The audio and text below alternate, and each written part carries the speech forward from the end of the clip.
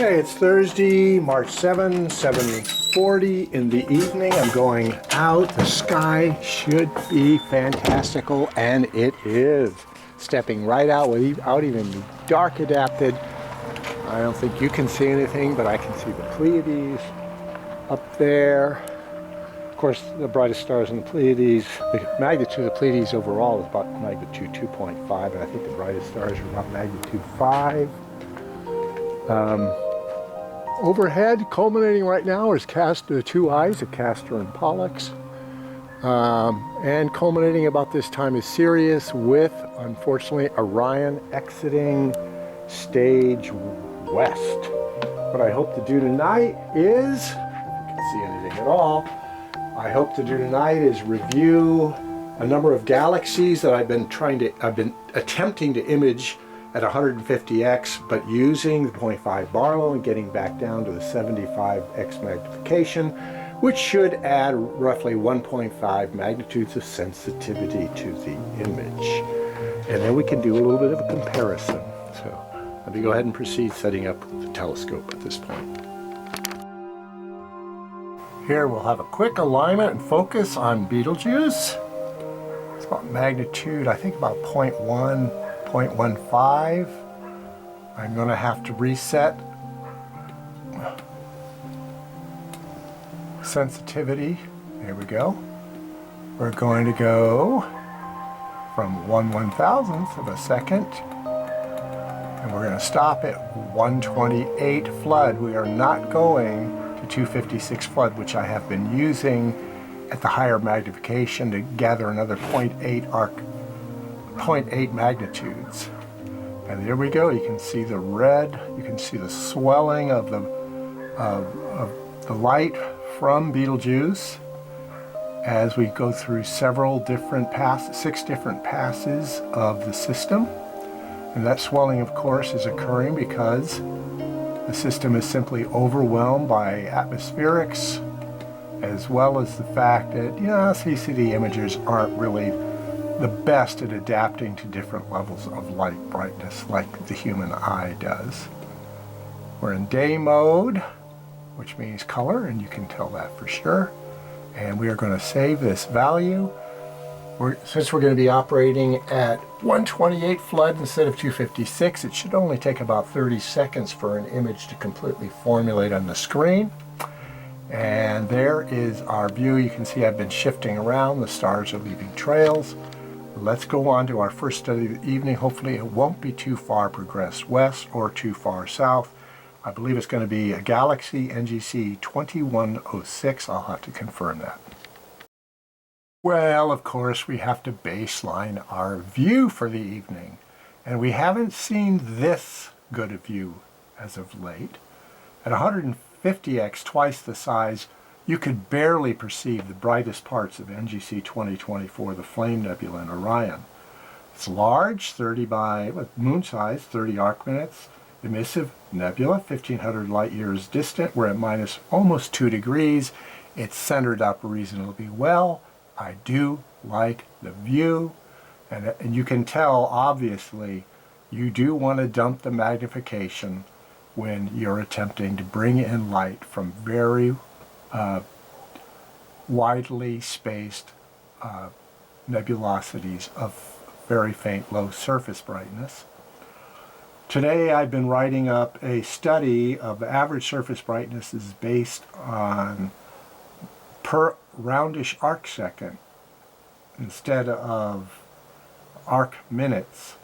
And just about every galaxy, near or far, falls into the range of 21 to 24 magnitudes per arc second of apparent size, which shouldn't be surprising, because the further they get away, the less resolution you get, and more of the light is in an arc second. And the closer they are, the more spread out they are, and the less light is in each arc second. But here we have a very decent view of the flame, NGC 2024. And of course, another virtue to going to lower magnification is that you're more likely to turn up any particular deep sky study somewhere near the middle of the field. Now, I don't know that that's the case because the galaxy we're looking for is right about there. So I may recenter it. This is NGC 2106, a galaxy in Lepus, magnitude 12.1, 2.7 by 1.4 arc minute, almost a oblately presented spiral with a bar, lenticular class, so 83 million light years distant. Given that this looks very much like what I used to see galaxies looking like before I experimented at 150x, I am going to go ahead and drop it down to maybe about there and then resynchronize the scope. Okay, here is where I've centered up NGC 2106.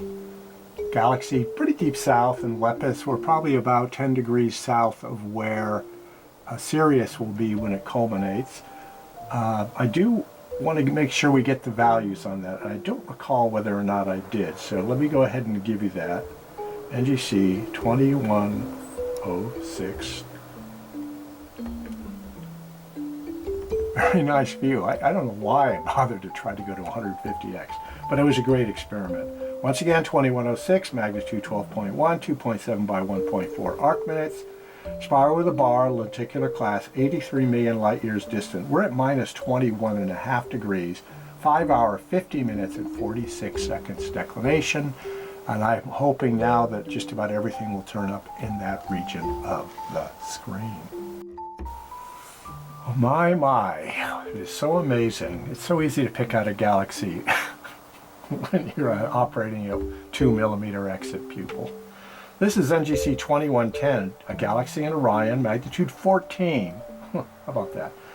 Barely visible at 250x. 1.7 by 1.2 arc minute size lenticular galaxy, 101 million light years distant. We're at minus 7.5 degrees. Remember, that 101 million light years distant is very interesting from a redshift recessional point of view, because previous research into Mathematica Galactica series indicates that at 100 million light years distant, there's a 0.2% redshift and about a 2,000 kilometer per second recessional velocity, which means our galaxy and that galaxy are each moving away from each other at about 1,000 kilometers per second. And boy, that is a very nice view. Now this may, it's hard for me to believe after all those 100, we just had a believe. No, that's the satellite passage because it's truncated. It's hard for me to believe that we're seeing a 14th magnitude galaxy looking so tidy on the screen and so many beautiful stars around it to encompass it. NGC 2119 is a galaxy further north in Orion. We're at plus almost 12 degrees. For a 14.6 magnitude, 1.2 by 1 arc minute presented elliptical galaxy, 158 million light years distant. Now, the intriguing thing about that is, where is that galaxy? Unless you're watching the screen as it takes form, it might be a little difficult to pick it out. What a profusion of stars are visible on the screen.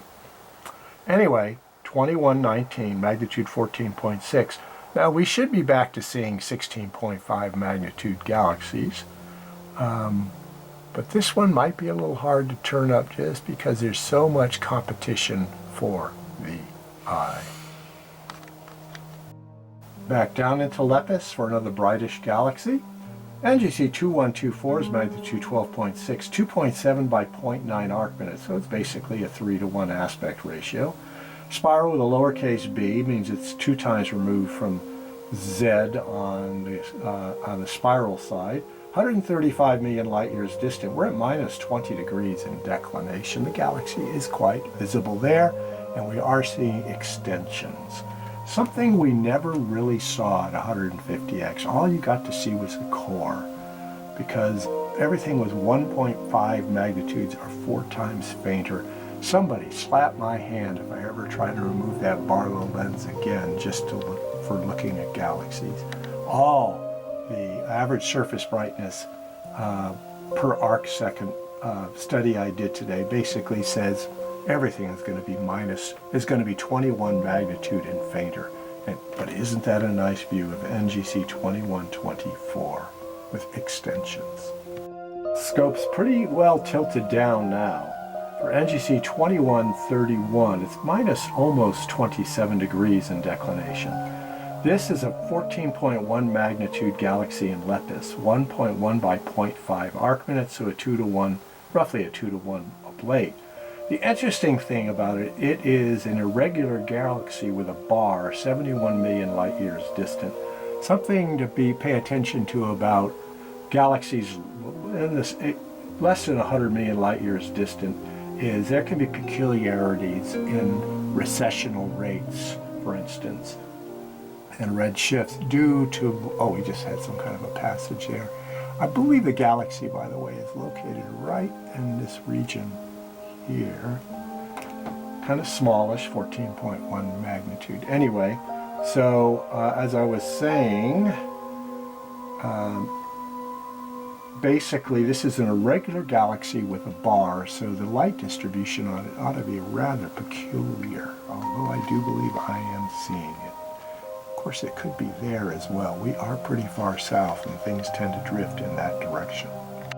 Yeah, this is where we're looking, with that deep south. There's our galaxy there. It happens to be NGC 2139, galaxy in Lepus. Brighter than most, magnitude 11.6, 2.9 by 2 arc minute. So it's got a fairly large surface area. Spiral with a bar and a lowercase c, 3 times removed from a lenticular, showing some nice extensions. Wow. Didn't see any of that at 150x. 82 million light years distant, minus almost 24 degrees in declination. We've just passed hour 6 in right ascension. What a nice view. NGC 2179, we've made quite a leap here. 40 NGC designation numbers. It's another galaxy in Lepus, magnitude 12.3, 2 by 1.4 arc minute, spiral with a bar, lenticular and lowercase a. So it's a Z plus a half, 127 million light years distant. We're at minus almost 22 degrees in declination. And once again, we are getting a nice view outside the core region of this galaxy, NGC 2179. You gotta love 2 millimeters of exit pupil, 75x on a 6-inch refractor. Another obvious galaxy, despite being almost minus 22 degrees below the celestial equator. NGC 2196, galaxy in Lepus, magnitude 11, 2.8 by 2.2 arc minute, spiral with a lowercase a, 104 million light years distant. So it's got that, around 2,000 kilometer per second recessional velocity. Another beauty with extensions, core region. The galaxy is football shaped, and we are getting a very nice view, sharp stars, luminosity going off. Now, remember, we're operating at 75x. At 150, we were basically having 1 pixel that was collecting the light of something that was averaging about 22 to 23 magnitudes in depth of luminosity. But now at half the magnification, we have 4 pixels gathering that same light, increasing everything by about 1.5 magnitudes. So that also helps in understanding these views. NGC 2206 is galaxy in Canis Majoris. I believe I imaged it last night at 150x. Magnitude, if I saw it at all, frankly. Magnitude 12.2, 2.4 by 1.3, oblately presented. Spiral with a bar, lowercase bc, so basically 2.5 times removed from lenticular Z class.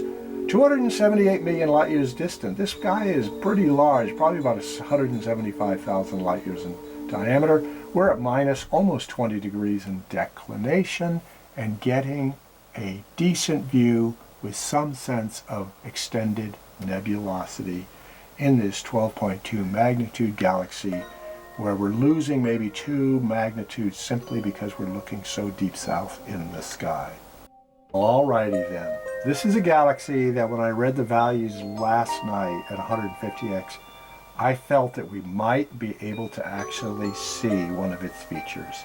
This is NGC 2207 galaxy in Canis Majoris, magnitude 10.8, large, 4.2 by 2.6 arc minutes, spiral with a bar, lowercase bc, so 2.5 times removed from lenticular, and it has a ring. I do believe we are seeing the frontier of that ring on the screen. Here's the galaxy, I believe. You can see a very faint core, which is probably why it's such a Z plus galaxy.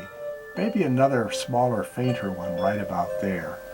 I'd say that this baby is living up to hopes. Great view, NGC 2207. NGC 2211 is another galaxy in Canis Majoris, brightish, magnitude 12.7, perfectly oblate, 1.4 by 0.7 arc minutes in apparent size, spiral with a bar, but of the lenticular class, 90 million light years distant. This one's at minus 18.5 degrees. You can see it right there on the screen, unmistakable. Look for that bar, look for some kind of extension of the core, and I am seeing it, and I'm seeing extensions going out to the side.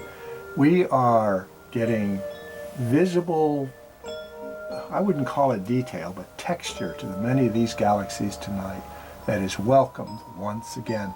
And great rich star fields. By the way, I was able to see the winter, after my eyes adapted, I was able to see the winter Milky Way all the way from Cassiopeia down into Ursa Majoris. It then goes on into Monoceros and heads south, but that shows you how clear the sky is this evening. NGC 2212 is a neighboring galaxy to 2211 in Canis Majoris. Fainter, magnitude 13.4, also semi-oblate, 1.5 by 0.8 arc minutes, spiral with a bar, lenticular with a lowercase a, Z plus 1/2 galaxy in terms of what I consider its morphological evolution. We're at minus 18.5 degrees. I'm seeing the brighter galaxy here and the fainter NGC 2212 over off to that angle at that point. It too seems to be displaying some sense of texture in its presentation. NGC 2216 is another galaxy in Canis Majoris, magnitude 12.8, 1.4 by 1.1 arc minutes, spiral with a bar, but displaced 1.5 times to the AB on the Hubble de Vauquelins morphological chart. The galaxy is 131 million light years distant, which puts it probably about 80 to 90,000 light years in diameter. We're at minus 22 degrees and getting a view with texture. I would say that I am really happy to be reprising all these galaxies because I was kind of losing faith in my CCD imager based on the fact that all you really could make out at twice the magnification was the cores. Here we're seeing something that is really suggestive of galactic magnificence, even though it's some 131 million light years distant. I recall in reviewing galaxies in Aries that I was impressed with the number of 11th and 12th magnitude galaxies. This same impression is delivered to me here in Canis Majoris. An excellent galaxy, a galaxy-ridden constellation, despite the fact that it falls pretty much in alignment with the winter Milky Way. But of course, by the time you get to the winter, the Milky Way has thinned out appreciably, so more galactic light is able to penetrate.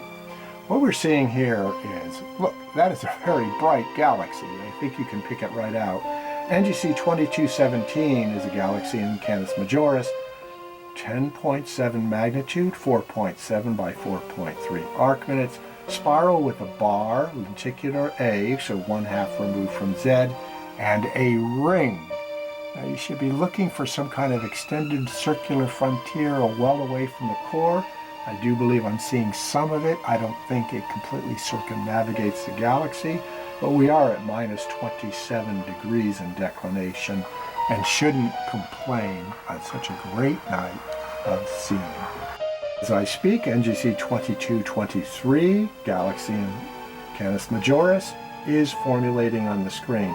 A little bit fainter than the last and a little smaller. It's magnitude 11.6, 3 by 2.6 arc minutes, spiral with a bar in lowercase ab, so 1.5 times removed from Z, 123 million light years distant. We're at minus almost 23 degrees in declination.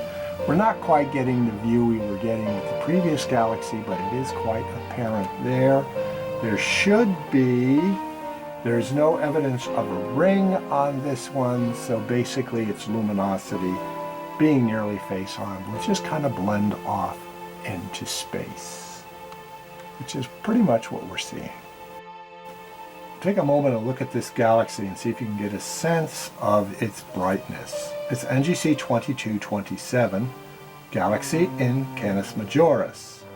Spiral with a bar, lowercase c, so 3 times removed from a lenticular. 103 million light years distant. We're at minus 22 degrees in declination. And this galaxy, right about there, is actually magnitude 12.5. So I'm a little bit surprised at its faintness, but it is larger, 2.1 by 1.2 arc minutes. I would have figured something closer to 13 or so myself. Okay, we just made a big leap from the last galaxy to NGC now 2263. I think the last one was in the 30s. All along the way, what we saw were lots of open clusters and lots of nebulosities throughout the Milky Way region. I would say we just pretty much passed through the densest part of the Milky Way to get to NGC 2263, galaxy in Canis Majoris, magnitude 12.1, so brightest 2.7 by 1.6 arc minutes, spiral with a bar, AB, so that would be 1.5 times removed, at 122 million light years distant. We may just see its ring. The galaxy is right about there on the screen, and I am seeing some faint distributed nebulosity. I think this is about as far south as I've gone with the scope this evening. We're at minus 32.5 degrees, and fortunately that's getting tense. I don't want to go much further south than that, or we might end up unplugging the imagery module. NGC 2267 is a galaxy in Canis Majoris, magnitude 12.3, 1.7 by 1.3 arc minutes, spiral with a bar of a lenticular class, 69 million light years distant. This can't be much more than 30 to 35,000 light years in diameter. We're at minus 32.5 degrees with a right ascension of 6 hours, 40 minutes and 51 seconds. I suspect we are seeing the galaxy right there. Very impressive, very good night of seeing at minus 32 degrees in declination. Heading north again, but still south of Sirius, is NGC 2271, galaxy in Canis Majoris, magnitude 12.2, 2.1 by 1.4 arc minutes, spiral of the lenticular class and a bar, 110 million light years distant. We're at minus 23.5 degrees in declination. The view is quite nice. You can see extended nebulosity around the core, and I do believe the bar is quite visible. NGC 2271. NGC 2272 is another galaxy in Canis Majoris, pretty far south again, 27.5 degrees declination, brightish, magnitude 11.7, 2.4 by 1.6 arc minute, lenticular spiral, 88 million light years distant, puts it at about 50,000 light years in diameter. A decent view on the screen. This should be a treat. Why? Because we're poking up, almost straight up along the zenith. For NGC 2274, a galaxy in Gemini, magnitude 12.1, 2.4 by 2.4 arc minute size ellipticals. It's probably an elliptical 0, except for the fact that you don't know that sometimes they could be face on, flat, more saucer-like. This galaxy is 231 million light years distant, puts it at about the size of Messier 31. Now I have to be clear about this. I am not actually finding the galaxy on the screen. I'm hoping that tracking isn't that far off. So maybe what I'll do is I'll go ahead and center on a star in Gemini and re-sync the scope and return to NGC 2274. Make a note of it. Well, it looks like I got some alignment to do. That's where Castor ended up, and that's about where the galaxy would have been seen to, so no wonder we missed it. I'm going to go ahead and resync to Castor. Not push it too far up because I still want to be able to go south again. So let me take care of that. So here's where I synced Castor to, and that'll be the region to look for NGC 2274. Well, our view of NGC 2274 is formulating right there. Galaxy in Gemini, magnitude 12.1, 2.4 by 2.4, elliptical, 231 million light years distant. And I'm going to go ahead and move on, let you see it as I search out the next galaxy of note. 2275, I bet you it's a neighbor. I'm just going to pop it. Here we go. And not much of a jump, as you saw. Okay, I'm going to restart the imaging and so I can announce this particular galaxy as well. NGC 2275 is another galaxy in Gemini, magnitude 13.1, 1.3 by 0.9 arc-minute spiral with a lowercase ab, 220 million light years distant. I believe it's right there at the tip of my little finger. I am not impressed by the views, but then again I'm looking at a weird angle, so hopefully it will be more impressive on the manana. Well, we may have a bit of a problem here. This is a very bright galaxy, NGC 2280 in Canis Majoris. Magnitude 10.3 but large, 6.6 by 3.2 arc-minute, 81 million light years distant. We're at minus 37.5 degrees in declination. I'm not really seeing it on the screen, so what I'm going to do is going to go ahead and center on Sirius and resync the scope. It looks like I got some work ahead of me for realigning the scope rather than just resyncing it on the manana. So here we go. I don't see the galaxy there. It should be quite visible and present. Here's where I've synchronized Sirius to. We can look for NGC 2280 in that region of the screen as soon as I give it the go to. Here we have our view of NGC 2280. Very nice. Galaxy in Canis Majoris, magnitude 10.3, 6.6 by 3.2, pretty much oblately presented spiral of some grand size. It's 81 million light years distant. Given that number, I would say it's as large as Messier 31, maybe 150,000 light years across. It's a spiral of class C, which is a little less mature than a Great Andromeda Galaxy, 3 times removed from Z. I believe it's Andromeda is a BC, possibly a B. We're at minus 27.5 degrees in declination. I'm going to make this the final galaxy view of the night, but you know what? We owe ourselves a trip to a couple of Messiers. And let us say thanks to NGC 2280 for giving us such a fine view and this beautiful night sky, even though we're at minus 27.5 degrees in declination. We'll start with Messier 79, and as bad as that is positioned on the screen, I had to do some adjustments to even get it there. It started off up in the upper right-hand corner. Messier 79 is a beautiful globular cluster in Lepus, magnitude 7.7, 7.8 arc-minutes in size, 42,100 light years distant, so it's somewhere out there on the rim of the Milky Way galaxy. We're at minus 24.5 degrees in declination and getting a very nice view, despite the fact it's at least 25 degrees post-culminatory on the central meridian, off the central meridian. Let's go take a look at another interesting Messier. Well, here's our view of the two eyes of Casper the Ghost. Messier 78. Oops, wrong one. This one. All right, we are actually seeing the nebulosity. It does look like it's being blown by a strong wind from the right, doesn't it? Very dark, sharp edge.